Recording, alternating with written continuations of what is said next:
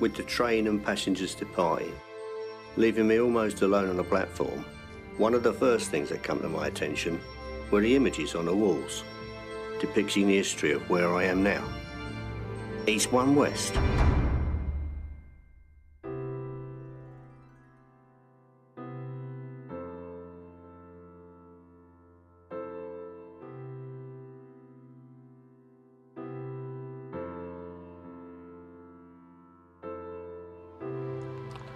There are many of us who will still have distant memories of the newspaper unrest when Rupert Murdoch moved the Times newspaper to the new £80 million production facilities at Wapping in 1986.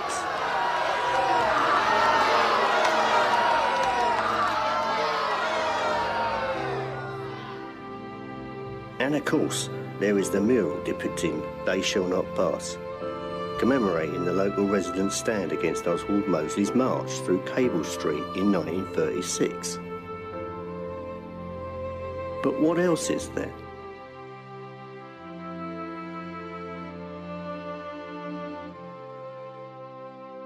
The early records show that Wapping High Street was first established in about 1570 and once boasted 36 pubs, catering for the sailors, dockers and many shipping-related trades. From the looks of it, the exterior of the High Street's major buildings have changed very little over the past 200 years or so. Although most of the warehouses of Wapping Dock were demolished between 1960 and 1980, the ones that did survive have now been converted into luxury homes and retain the original look of their working days, thanks mainly to their Grade 2 listing. Imagine if they could talk, the stories they would tell. In 1983, all this was designated the Wapping Wall Conservation Area of Special Architectural and Historical Interest. To me, it does seem, wherever you look around here, you just can't help but notice that nearly everything is steeped in history, with cranes and associated machinery all contributing to the character and history of its industrial past. These wrought iron catwalks are the last two of many.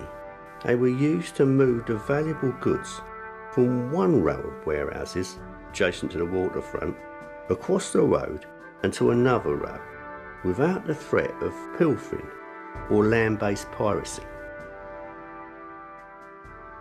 Which now brings us to the pubs. This drinking establishment, these days called the town of Ramsgate, is hemmed in by a warehouse on one side and what was an original trader's house on the other. The pub is adjacent to this alleyway, called the Wapping Old Stairs, and was originally, in 1533, called the Red Cow, supposedly in recognition of an early barmaid there. The name was changed in 1766 after the fishermen from Ramsgate. They sold their catch here to avoid the river taxes imposed further up the river, nearer to Billingsgate. They unloaded their catch on these stairs with its dark and very brutal past. Needless to say, a lot more than fish were unloaded here, with constant battles with the police or river pirates, which were still rife in those days.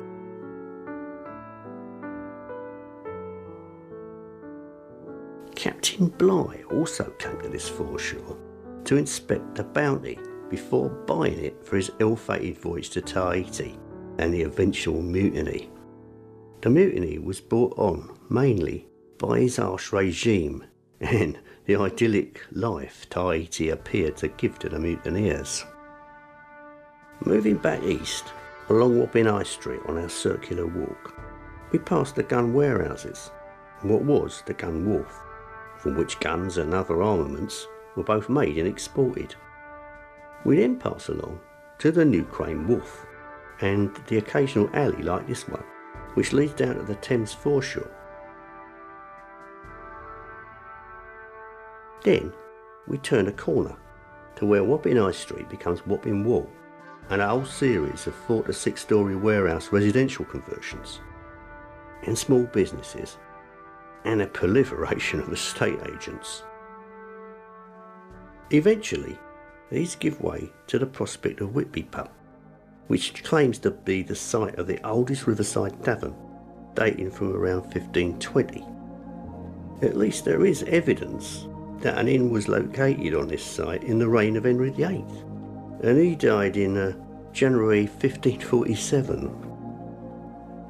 It stands, like the town of Ramsgate pub, adjacent to yet another alleyway.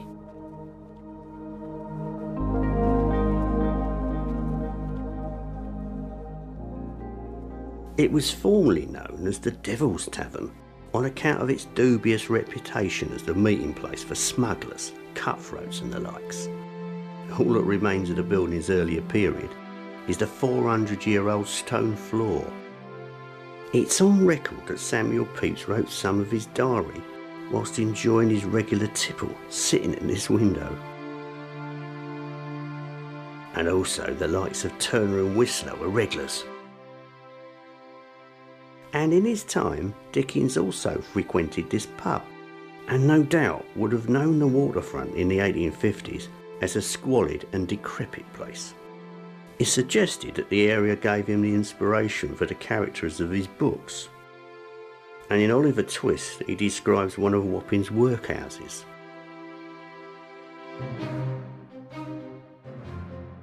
On the waterfront of the Prospect of Whitby stands an hangman's noose in memory of Judge Jeffreys of the Bloody Assizes fame. He was the infamous hanging judge in the days following the Monmouth Rebellion during the reign of James II. When he retired, he lived near the pub and one day was recognised by an anti-royalist and was chased breathless by the mob into the nearby town of Ramsgate pub and was then locked up in the Tower of London for his own safety. He eventually died of a kidney infection in 1689. Just around the corner and within a stone's throw is the rolling bascule entrance to Shadwell Basin, the easternmost entrance and one of the connections to the old Wapping dock.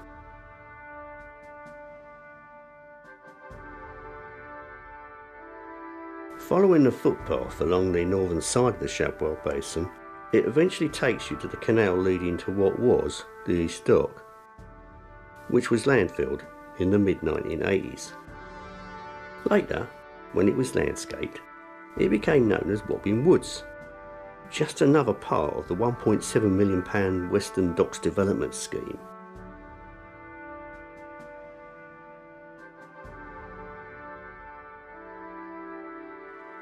We now pass to what is left of the small locks to the interconnecting dock known as the Tobacco Dock. Both the dock and the warehouses, now with a Grade 1 listing, were built of brick in about 1811. With its many vaults and some very fine ironwork, it served primarily as a store for imported tobacco. In 1990, it was converted into a shopping centre at a cost of £74 million, but the development quickly failed and it has lain empty with little use ever since. The army, though, did use it as their barracks during the Olympics. Leaving the Tobacco Dock, we join this connecting waterway called the Ornamental Canal, with its swing bridge and its twists and turns, and arrive at the now filled-in Western Dock. This has been developed into a residential and small business environment to go with its walkways and relaxation areas, all of which go to make a welcome break from the normal rows and rows of housing usually associated with this kind of development.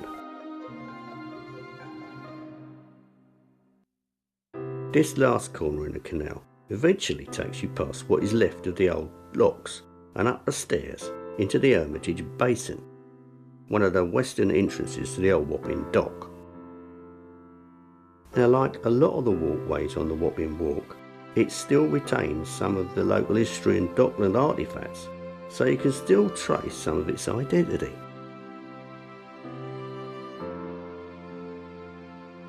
On my trips there, it did surprise me just how much wildlife is attracted to the waterways. And lastly, Wapping is the home of the Marine Police Force, sometimes known as the Thames River Police. It was formed in 1798 to tackle theft and looting from the ships anchored in the Pool of London and the lower reaches of the river. Walking back to the waterfront and roughly back to where we started, I'm sitting here in the recently formed Hermitage Riverside Memorial Gardens, built over the entrance to the old Hermitage Basin. I'm looking back at the modern glass and steel fronted apartments, which sit hand in glove with all the old warehouse type conversions of historic Wapping. And I'm still not convinced that the modern buildings really do sit that comfortably with so much history and tradition.